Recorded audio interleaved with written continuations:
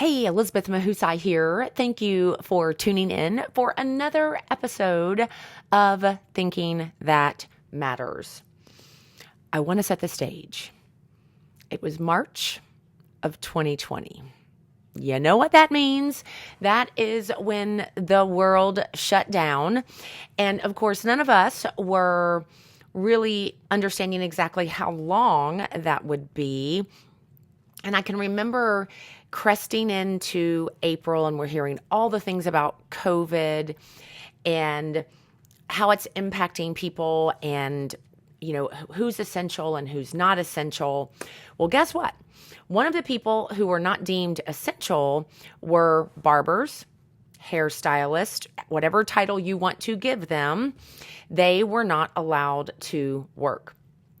Not only could they not go into their barbershops or their hair salons, they were not allowed to actually serve people out of their home or in those people's homes. So here was the dilemma. We got into April and we start looking at my husband's hair. Yeah, Fred. His name is Fred. He wears a flat top. He's had a flat top for decades. I personally like the flat top. He likes the flat top. Everybody likes the flat top. And no, for those of you who are wondering, he did not serve in the military. His brother his brother served as a Marine. And so, of course, that's when we really first became familiar with the flat top. All that to say, Fred absolutely loves the flat top, and it's just been a thing. So we get into April, and if you know anything about flat tops, about 2 weeks in, you start going, you could use a little trim up, clean up. 3 weeks in, you're like, are you growing your hair out? 4 weeks in, you're like, clearly you must be trying to grow your hair out, but you should probably do something with that hair because it's looking gnarly. And that's really the situation where we were. And so Fred said, you can do it. You cut my hair. And I was like, what? Are you kidding me? No, I have dabbled in hair cutting. So let me give you the backstory. When Fred was in high school, I would cut his hair, and I would cut my stepdad's hair, and I actually cut his Fred's father's hair. And I don't know, it was a thing, but it seemed easy back then. I would use scissors. I didn't have clippers. And so I could make it work. I paid attention when I would go in and, and watch people cutting hair. So all that to say, Fred was like, you can do it. You can fix my flat top. I was like, you are out of your loving mind. But I also care about how my husband looks. So I was like, all right. So because in my mind, I'm thinking this is a short-term deal, right? I mean, this is a short-term deal. So we get outside. Okay, people, we live in Texas. It's like late April. It's hot. For Texas, it's humid. Fred's sweating. I'm sweating. I'm trying to cut his hair. It was not a pretty sight. And literally, I had all sorts of things going through my mind. The fear of messing up his hair. He's not going to look good. Everyone's going to know or be asking, like, who cut your hair, dude? Because it looks bad. I mean, all of these thoughts were going through my mind, but the reality was the shutdown was waning on. There was no end in sight for Fred to go and get his hair cleaned up. So I'm like, all right, well, I mean, he said he wants me to do it. Am I willing to do it? Will I take the opportunity to just step out? So I want to give you some principles that I learned from that first time, those first few times specifically, of cutting Fred's flat top. And here we go. All right. Believe you can. I was in a serious crisis of belief. I did not believe that I could manage a flat top. There's so much skill and dexterity and just refinement to a flat top. And if you've ever watched someone do it, someone who maybe is uncertain, they'll use what's called a leveling comb. It's like you put it at the top of the head, and that's how you know you can get it level. We didn't have any of that, right? So I had to literally just say to myself, believe that you can. Believe that you can. Then I had to ask for help. I was like, okay, Fred, like I need you to, I mean, you've been the one sitting in the chair, but kind of walk me through what your barber, Will, his name is Will, what he did. Like, where did he start? What did he do? How did he attack it, so to speak? And so Fred walked me through, okay, each step of the process. So I had to ask for help, and I had to be willing to receive the help. And then I had to rein in my thoughts. I had to rein in my thoughts. Oh my word. My thoughts were all over the map. All of those things that I shared with you, the fear, the not wanting to make him look bad, I don't want people to think poorly of him, which means it's going to reflect poorly on me, like all the things. I had to rein in those thoughts that I was telling you. In what I do in our coaching space with Southwestern Consulting, we have an acronym called RAFT. Realize that the event is happening, accept it, focus on what you can control, and T is for transform your negative thoughts into positive momentum. I literally had to raft myself by reining in my thoughts. And then I had to be courageous. I had to go out there and in the sweat and the humidity and the heat, and I had to work through cutting his hair. And here's the thing, in my book, Pick Your Path, I talk about fear over courage, or picking a path of fear or picking a path of courage. And when we choose to be courageous, there's still that fear there, but we choose to take action anyway. And then we choose to take action and we get positive and negative experience. Trust me, as I was being courageous, there were parts that I thought, okay, that's actually pretty good. And then there were parts where I was like, that's not so good.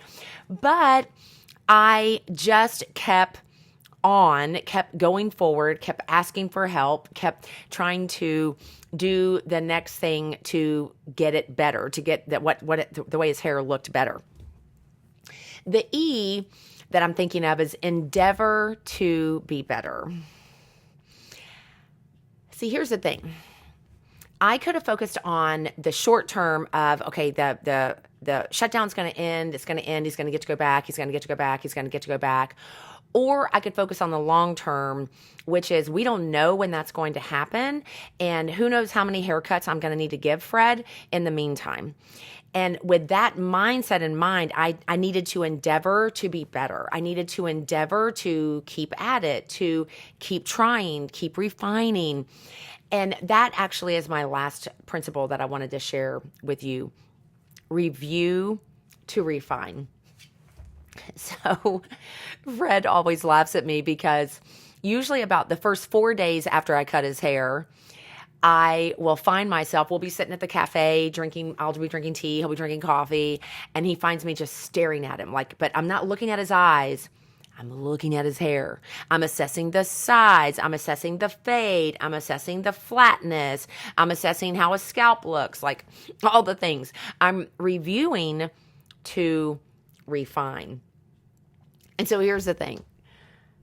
We're 4 years into this thing, right? The shutdown is long since passed, especially in Texas, but I'm still cutting his hair. And actually we did that today, and which is the purpose of this episode, because Fred was asking me about just how I felt and what I was thinking and how I might utilize it as a teaching tool for my listeners. So what I want to do now is I want to take you back through and actually challenge you with each of these principles. All right, so the B, believe you can. Where are you faced with a challenge, with a circumstance, it could be an individual that you need to have a crucial conversation with? Where do you need to believe that you can? Because if we're struggling there, it will be challenging for us to actually move forward. So where do you need to believe that you can? The A, ask for help.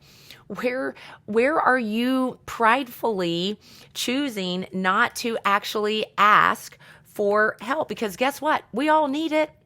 We all need it. And here's the thing. I had a colleague, she did an acronym for ASK. It was the acknowledge, and that's because you got to acknowledge in order to ask. You develop skills, and then as you develop skills, you increase your knowledge, right? And so we need to ask for help. Where do you need to ask for help? Is it in your job? Is it in something you're trying to master? Is it with your marriage? Is it with your parenting? Is it with your health and fitness? Where do you need to ask for help? Ask. R, rein in your thoughts. Where are your thoughts going all over the place? Where are your thoughts spiraling you down into negativity? Where are your thoughts paralyzing you and you are just not taking action? Rein in those thoughts. And remember, raft. Realize the event has happened, accept it, focus on what you can control, and then transform any negative thinking into positive thinking. All right, the B, be courageous. Choose courage. Choose courage. Stamp fear out by taking action. Understanding that in the course of the fear cycle, which I've spoken about many times on my podcast, you're going to have fear. It is just part of our lives. But we can choose to take action. And when we choose to take action, we're going to gain experience. And it's going to be positive and it's going to be negative. It might be a combination, but that experience is what allows us to feel capable. And that capability, as it grows, it increases our confidence. And as we increase in confidence, we grow in courage. And the more courageous we are, the more we are able to exit the fear cycle that would have us stuck. So be courageous. Where do you need to be courageous? Where? For you. The E, endeavor to be better. Oh yes, endeavor to be better. Where have you settled for good enough? Where have you allowed complacency to keep you in place? Where have you recognized that I could be better, but I'm not really motivated to be better? That was my short-term mindset problem, right? Like, I know I can be better, but this is just a short-term thing. Like, it's going to get better. It's going to change. The world's going to open back up. It's going to go back. And it was hindering me in getting better. So we've got to ask ourselves, where do we need to endeavor to be better? And finally, review to refine. Where in your process, especially in your career, do you need to be reviewing your processes, reviewing your systems, looking at how can you refine what you're doing? Because in the same way that a good fade or a really good flat top needs refinement, we each need refinement in our lives, in our businesses, and our relationships. So where do you need to be reviewing in order to refine what you do? Just like when Fred and I sit down and 4 to 5 days after I've cut his hair, I'm just assessing, how does it look? Like just today, I cut his hair and he was getting ready to leave and we were sitting at the table and literally I could not help myself. I looked over and I'm just assessing the sides and I'm like, I could have cut that shorter. I'm always reviewing to refine. So where do you need to review to refine? Because here's the thing. If you look at each of those statements, it actually is an acronym for the word barber. Believe you can. A, ask for help. R, rein in your thoughts through raft. B, be courageous. E, endeavor to be better. And finally, R, review to refine. I didn't grow up thinking that I was going to become a barber, but here I am, my husband's personal barber. I'm not trying to make money on it, not offering it to other folks, but I've just owned it. I choose to embrace it.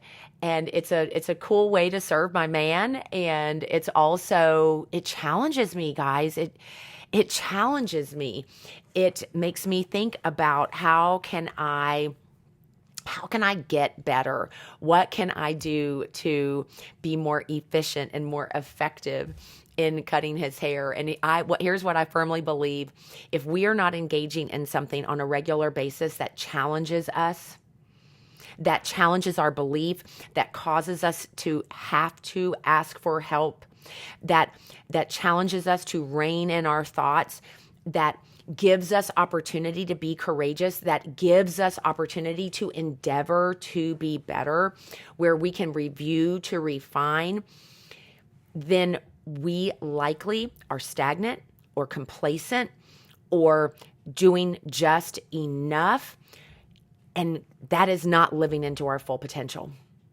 And I'm challenging you, how can you use these principles, using the word barber, to help you get better, to help you be able to grow into the best version of yourself? I want to hear from you. Where can you apply these into your life, your business, your relationships? And let's all go out and choose to apply these Barber principles to what will help us become the very best version of ourselves. I'm Elizabeth Mahusay, your host here of Thinking That Matters podcast, and I look forward to hearing from you and also seeing you on future episodes.